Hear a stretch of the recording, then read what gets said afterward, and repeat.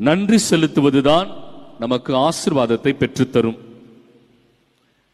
நன்றி இல்லாமல் நாம் கடவுளை துதிக்க இயலாது. பிலிப்பியர் 4வது அதிகாரம் 6வது வசனம் சொல்கிறது, நீங்கள் எப்பொழுது ஜெபித்தாலும் உங்கள் ஜெபத்தை நன்றியோடு துவங்குங்கள்.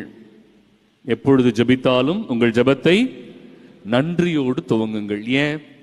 ஏனென்றால் நாம் அனைவரும் கடவுளுக்கு நன்றி சொல்ல கடமைப்பட்டிருக்கிறோம். நிறைய பிரச்சனைகள் இருக்கே, நிறைய தொல்லைகள் இருக்கே, என்ன பண்றது?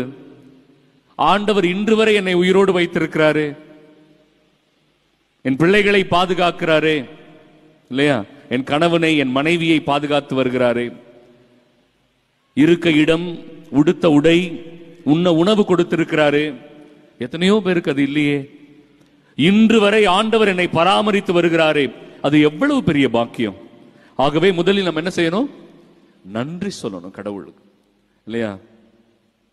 ஆண்டவர் அதை விரும்புகிறார்.